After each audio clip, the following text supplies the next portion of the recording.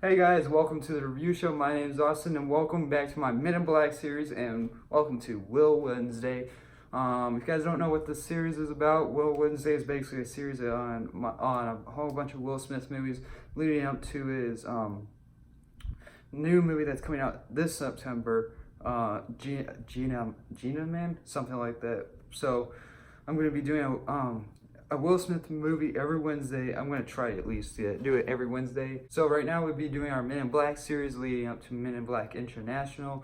So that will be coming out next week. And so next Wednesday will be the last Men in Black movie for this series of leading up to Men in Black International. So yeah, so right now we're going to be reviewing Men in Black 2. And so there will be spoilers. If you guys have not seen Men in Black 2 or any of the Men in Black series, leave now, watch the Men in Black movies, and then come back and watch this. I was freaking bored through this freaking movie. I hated it. I don't know why I liked this as a kid. This was one of my favorite Men in Black movies as a kid. I have no idea why, but I guess growing up I got smarter and learned what are good movies and not good movies. So the very opening scene, we get introduced to our killer. I did not write down the actress' name because I didn't care about her. I guarantee she's a wonderful actress. I don't know anything about her, but I just did not care for her character. So the very opening scene, we are shown to a alien worm, a killer worm. I don't understand. This reminds me a lot of Terminus. Is that what's called? Like the worm killer movie with Kevin Bacon in it. Is it Kevin Bacon? I think it's Kevin Bacon. Yeah, it's Kevin Bacon. She can shape shift into anyone that she wants. She opens her mouth and other worms that come out of her and grow and shape shifts. And shapeshifts into a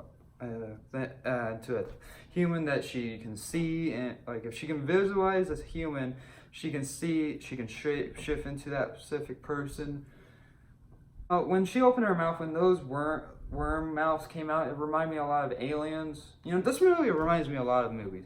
That's what this movie is. It's just a fan service of other movies. So the person that she shapes into is a model that she finds on a magazine. Why? You could shapeshift into anyone that you want, but you shapeshift into this model that you found in a magazine. Okay, so the whole plot of this film is to get this light, and you find it, and we'll get back to later on about the light, because I don't understand why they needed it, because they never go into the reason why. Well, they said that if it goes off, like if you don't get the light off the planet in 24 hours, it will go off. It would send off a nuclear reaction, which I don't understand why. They don't go into any detail why it goes into a nuclear. She shapes into a human, and a guy comes over and wants to, like, I don't know, do something. That guy did not see her shapeshift. You don't realize that was an alien. Like she was like literally about to, like, because like her face was all blurry for some odd reason, I don't know why. When it turned into like a smooth face, like a normal human face, a guy just immediately comes over. You did not see anything out of the ordinary. So the very next scene, we're reintroduced to Jay, Will Smith's character, and he's probably the best part of the film, easily the best part. I love Will Smith. He's one of those people that I actually looked up to. He's like one of those people that actually got me into acting and all that. So I love Will Smith in this movie. He's easily his best part in this movie. But the stuff that he has to say in this movie is just ridiculous. So he had a whole entire character arc in the first film so he started off as a cocky police officer, and he ends off with guess he's still a little cocky at the end, but he went through a whole entire arc to become mature and realize that that he's not the center of the world. So, and at the beginning of this film, we just go through the whole entire arc again. So Jay has a new partner called T, played as Patrick. I can't say his last name. Warburton. I think that's what he's. I think that's what his name. How you say his name? But so, and I love this actor. He plays as Buzz. I love the Toy Story series. So, and I love Buzz, and so. And seeing him in this movie, he was just wasted because instantly after, because he's just a plot point to push on the plot, and he's just used for no reason. So, and I'll get to that reason in just a few. So the very first thing that Jay does, he has to fight a worm in the subway, which is an entertaining scene, but what is up with all the worms in this movie? When Jay is riding the worm in the subway like he's at a rodeo, they fly past by people in the subway where you're standing to wait for your train, or like your subway train, and no one has a reaction to it. They just look at it and go like, huh, that was a big worm, huh? Well, back to our daily lives. The way that Jay beats the worm is kind of actually funny. I don't know if it was supposed to be funny or supposed to be serious. I just laughed. Because throughout this whole entire film, Jay gets complimented for beating this worm in the subway. He's like, the director of Men in Black, Ned, he goes like, hey, nice job in the subway, dude. And how Jay beats the worm is the worm apparently gets so fat, he gets stuck in the subway. So, yep, nice job, Jay. What happens to Jay's new partner, T? He gets flashed. Yeah, it was really sad to watch. Not of him getting flashes, of how long it takes it to get flashed, because they try to set up his character saying, oh, goodbye, we don't care, we even know who you are, I'm just calling you as Buzz. Like, oh boy, like you could have done so much with that character, and they no, they had to bring back K. Ugh. Yep, they have to bring back K. So that's the whole entire plot of this film, because they need K to to get his memories, to find where the light is. Yep. Okay. Here comes the most disturbing thing that we will ever get in this film. This is probably the brutalest thing that we will ever get in this film. The worm lady, she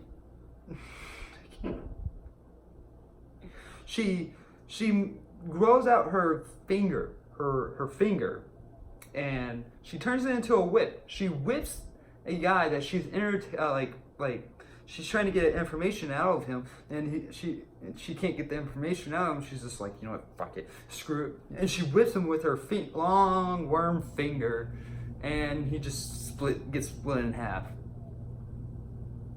What? I don't understand how that works, but okay. It's the way, like the question I had, like, why did the freaking gun in Men in Black 2, Men in Black 1 evaporate? And I have the same fucking question here. It's like, how the fuck do you have that capability to whip someone and split them in half? And there's no even blood in it. Like, you don't see like the drop of blood or anywhere. He just split in half and he turns into rubber. So where has K been all this years? You know, after just being a Men in Black and all, after getting flashed, losing his memory and all that.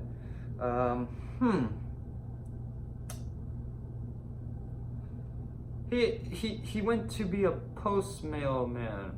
He went to be a mailman after all these years.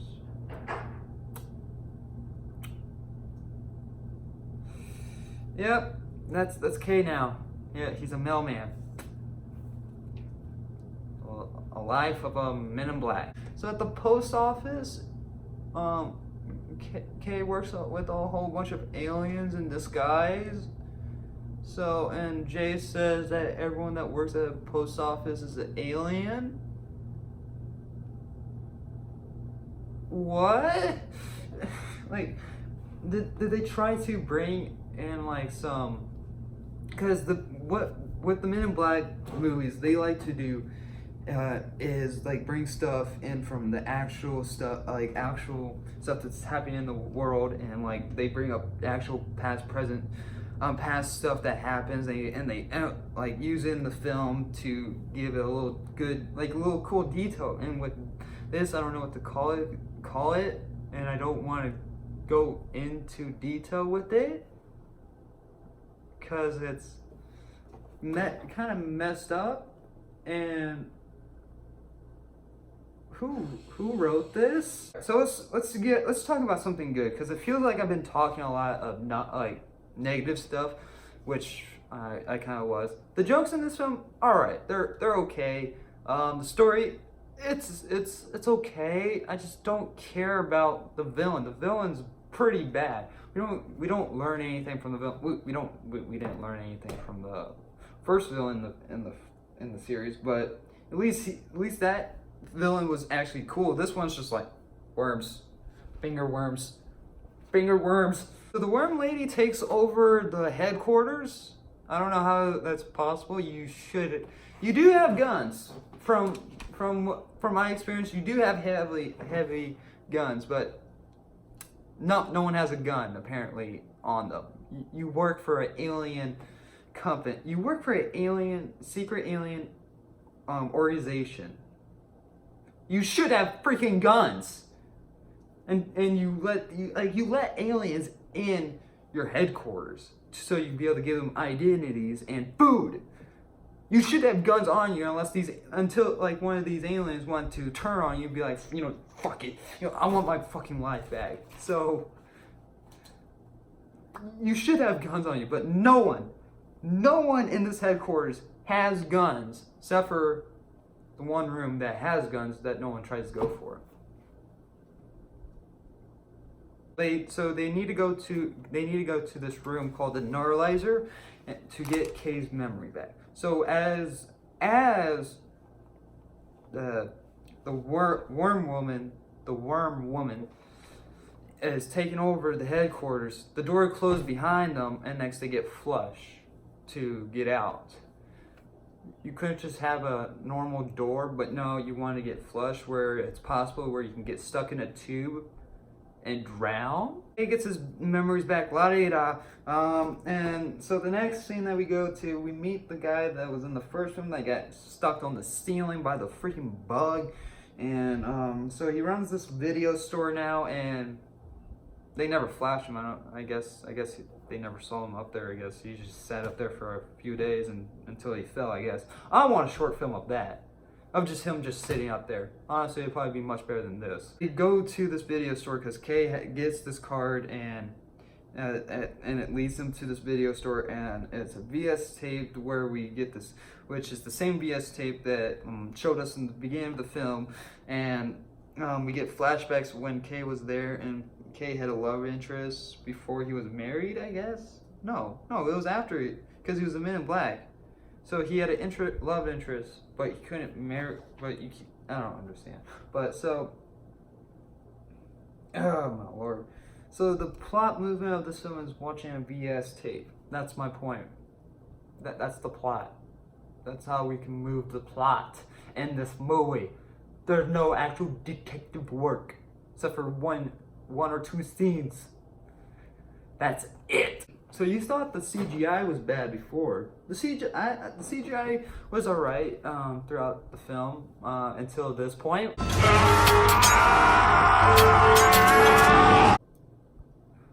So that was Jay's nemesis right there. Floating heads. Girl gets kidnapped in the film. This love interest of Jay, she gets kidnapped because she has something to do with the light. And she gets kidnapped and she gets put into a launch. She stops the launch, and the very next scene is, which no one dies in this film because Jay shoots the worm lady. He shoots the worm lady. She explodes and all that, and she turns back into a worm. It doesn't.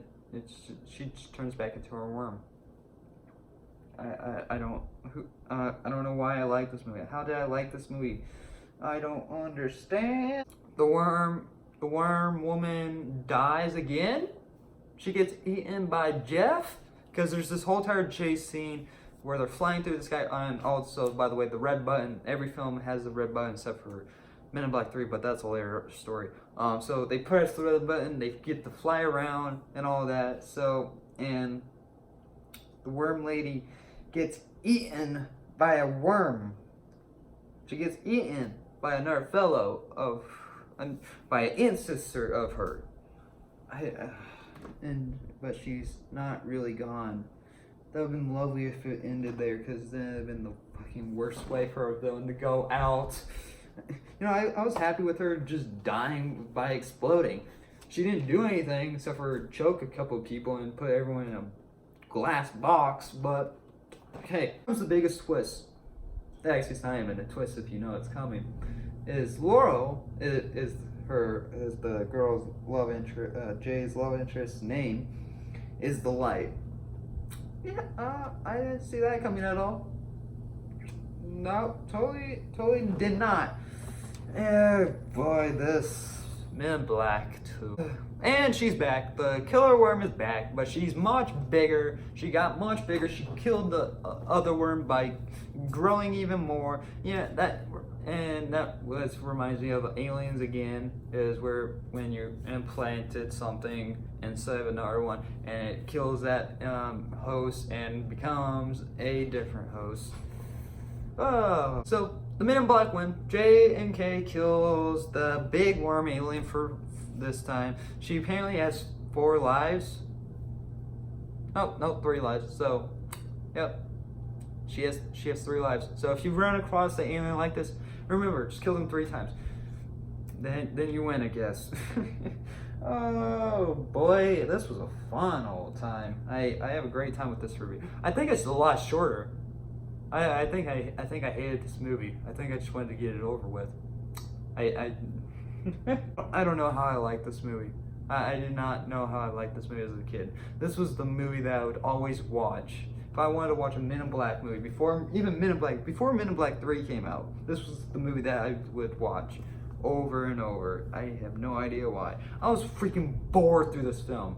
I was just sitting here writing my notes like, come on, something interesting happened. Because it's been a while since I watched the Men in Black movies.